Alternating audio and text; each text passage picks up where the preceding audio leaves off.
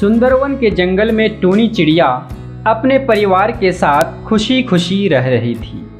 मम्मा मम्मा, हमारे स्कूल में गर्मी की छुट्टी हो गई है। क्यों ना हम लोग छुट्टी के दौरान शिमला घूमने जाएं? अरे हाँ टूनी मेरी बेटी, इस बार हम लोग पूरा परिवार जरूर शिमला घूमने जाएंगे और वहाँ बर्फ से खूब खेलेंगे। लेकिन मेरी बेटी, जाने से पहले मुझे तुम्हारे पापा से बात करनी होगी। ठीक है मम्मा। मम्मा, जब पापा घर आए तो आप उनसे बात कर लीजिएगा। ठीक है मेरी प्यारी बेटी। कुछ देर के बाद मजदूरी करके कालू कौवा घर आ जाता है। अजी सुनते हो टूनी के पापा, हमारी बेटी टूनी के स्कूल में गर्मी की छुट्टी हो गई है। तो मैं कह रही थी कि इस बार हम लोग शिमला घूमने जाते हैं, बहुत मजा आएगा। हाँ पापा, चलिए ना, हम लोग शिमला घूमने जाते हैं, वहाँ बहुत मजा आएगा। चलो ना पापा। अरे टूनी बिटिया, हम नहीं जा सकते घूमने। क्यों नहीं जा सकते पापा? तुम्हें क्या बताऊं टूनी, अभी तुम लोगों को घुमाने के लिए मेरे पास पैसे ही नहीं है। मैं ठहरा गरीब, मेरे पास तो तुम लोगों को खाना खिलाने के लिए भी पैसे नहीं है, और तुम लोग शिमला घूमने की बात कर रही हो। मैं कहाँ से लाऊंगा पैसा, बोलो। यह बात सुनकर टूनी रोने लगती है। हे ईश्वर, हमारे पास तो घूमने जाने के लिए पैसा ही नहीं है, हम लोग घूमने कैसे जाएंगे? टूनी बेटा, तुम रो मत, हम शिमला जरूर जाएंगे। पर मम्मा, हम लोग कैसे जाएंगे शिमला? हमारे पास तो पैसे ही नहीं है। टूनी बेटा, क्यों ना हम अंडे की खेती करें, फिर हम अंडों को बेचकर पैसे कमाएंगे और फिर शिमला घूमने जाएंगे। हाँ मम्मा, ये बिल्कुल सही रहेगा, मैं भी तुम्हारे साथ अंडे की खेती करूंगी।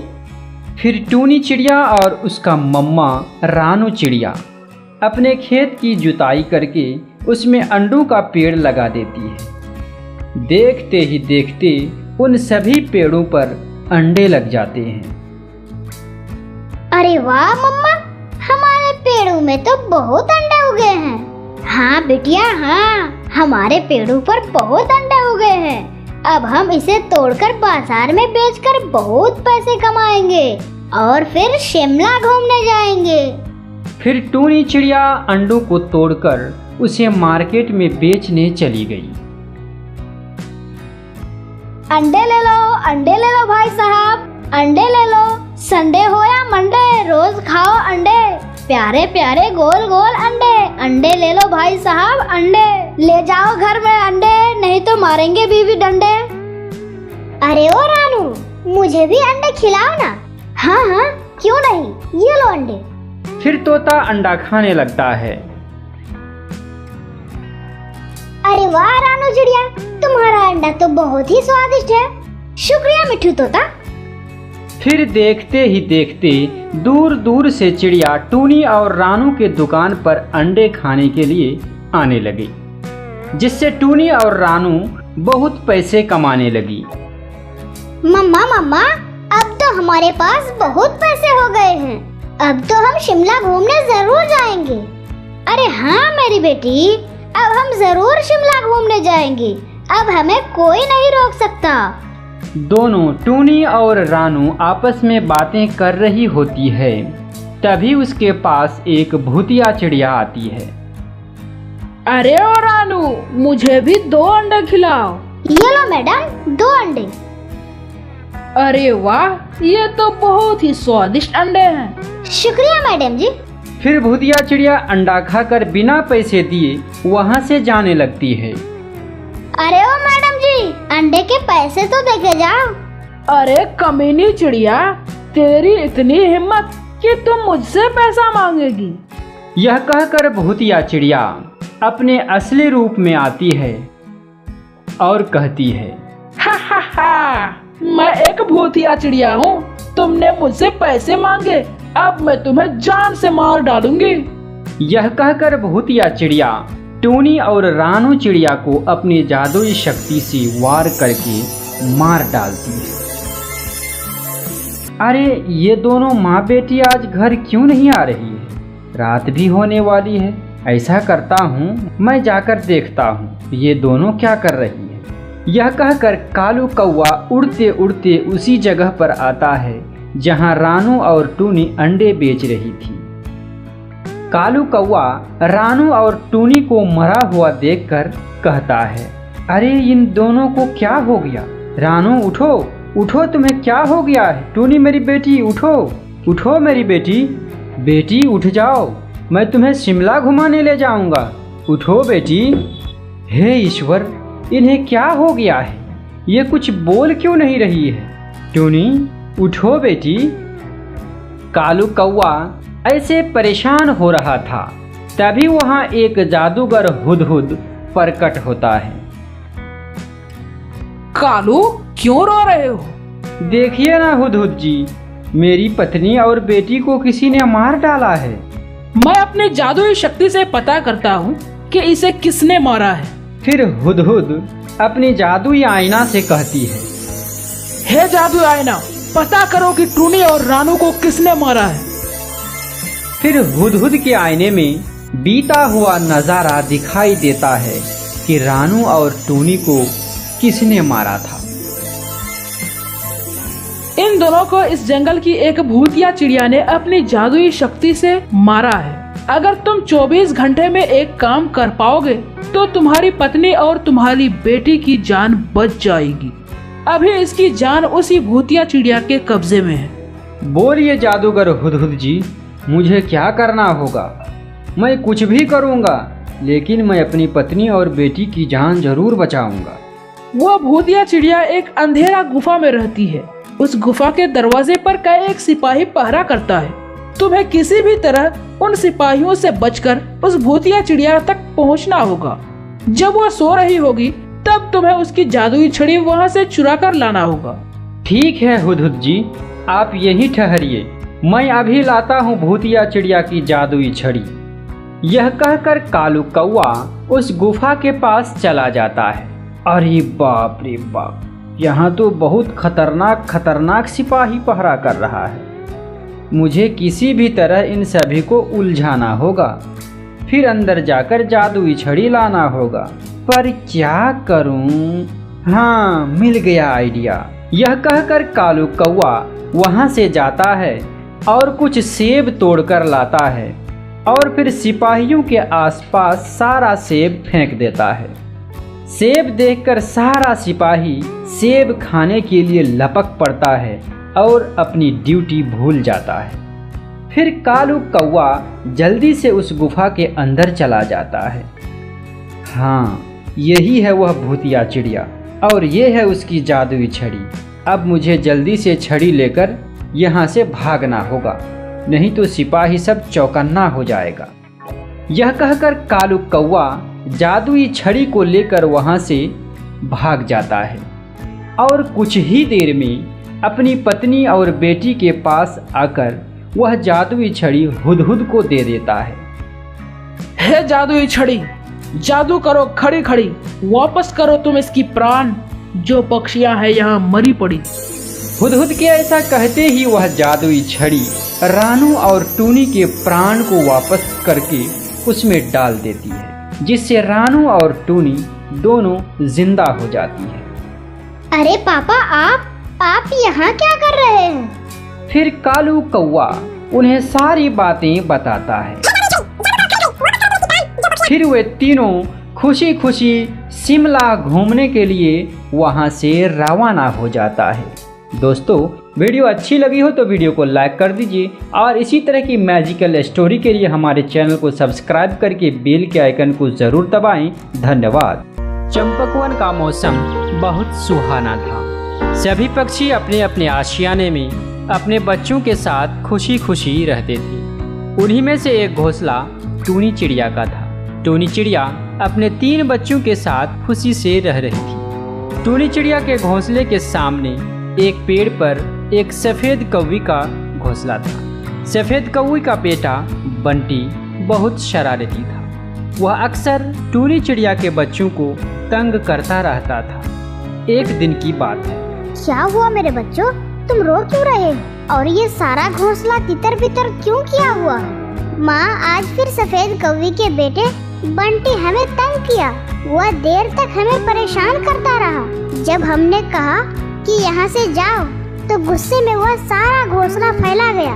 माँ, बंटी बहुत शरारती है। तुम लोग परेशान ना हो, मैं अभी कौवी बहन से जाके बात करती हूँ। टूनी चिड़िया गौरी कौवी के पास जाती है और उसे बंटी के बारे में बताती है, जिसे सुनकर गौरी कौवी को गुस्सा आता है और वह बंटी से कहती है, बंटी, तुम्हें शर्म आनी चाहिए। तुम टूनी बहन का घर जाकर उनका सारा घोंसला खराब कराए हो। मैंने सुना है तुम उनके बच्चों को भी तंग करते हो और तुमने उनके साथ झगड़ा और मार पिटाई भी किया है। अरे गौरी बहन, ऐसे मारने से कोई हल नहीं निकलेगा। इनको प्यार से समझाओ।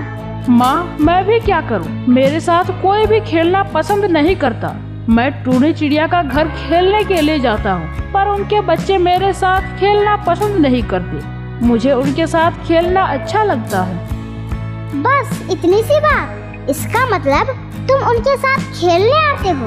ये तो अच्छी बात है ना।